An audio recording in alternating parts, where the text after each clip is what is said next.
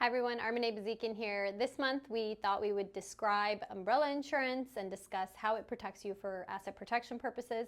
I think that umbrella insurance is a type of insurance that's overlooked by most and not understood by most. So we wanted to discuss it and help you understand how it can help you protect your assets possibly. So umbrella insurance is kind of exactly what it says. It's umbrella. So if you can visualize an umbrella protecting your head from the rain, right? The umbrella insurance does the same thing for your assets. So if you can imagine the umbrella opened up and underneath it, you have all of your underlying other policies. So umbrella insurance legally is excess liability insurance, which means extra liability insurance. Liability insurance is basically the part of the insurance that covers against losses, right? Against the harm that you inflicted on somebody. So for example, your auto insurance has a liability portion, the minimum in California, for example. So for example, you might have a 1530 policy, which means that if you drive and you hit somebody, they can actually claim up to $15,000 per person from your auto insurance. So $15,000 is the liability insurance amount. So umbrella insurance is just extra liability that you're going out into the world and you're purchasing with the hope that if there is a problem in your life, this umbrella insurance will take care of covering those losses so that they don't sue you and get to your personal assets, okay? So umbrella insurance, think extra insurance. Now with the umbrella insurance, you have to have maxed out your underlying policies usually. Most insurance carriers will require you to kind of up your auto insurance liability coverage to like, I don't know, 100, 300.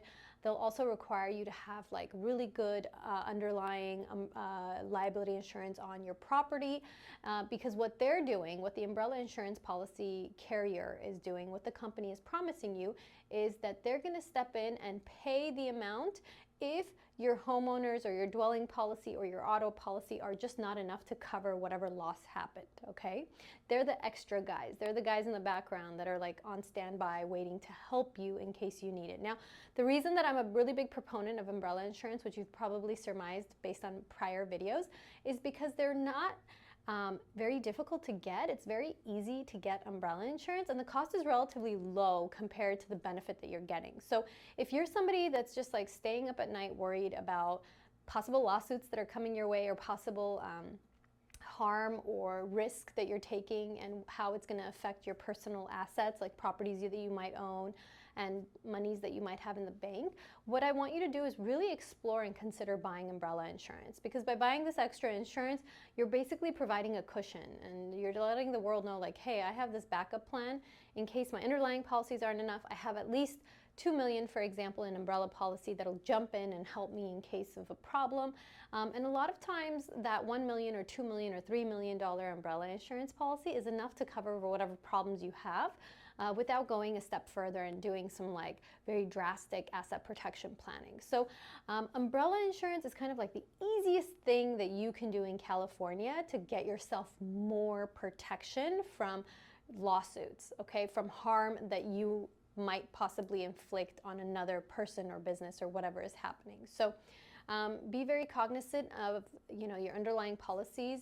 Again, like the umbrella carrier will demand that you max out those underlying umbrella coverage amounts, underlying policy amounts, like your auto insurance and your property insurances. So be very careful about following their instructions, right? You don't want them to claim that you didn't do what they told you to do and that's why they're not covering your loss. But it's really the easiest thing that you can do to provide yourself with asset protection is just buying extra insurance, because a lot of times with whatever is happening that's harmful that you are liable to pay for, a lot of times the umbrella insurance amount is enough to cover it.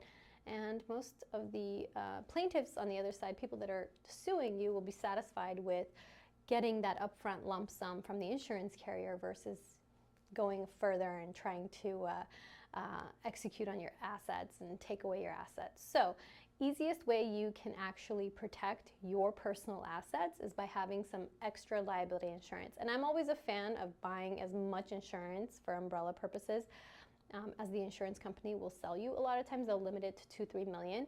And again, it is so cheap with some carriers, a couple hundred a year, and you'll have like this peace of mind knowing that if something happens, you have this extra cushion protecting you.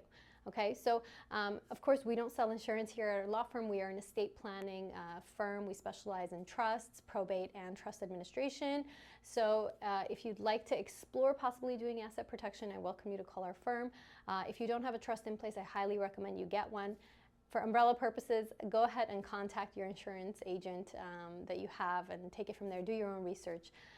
And we hope to see you next month in our videos.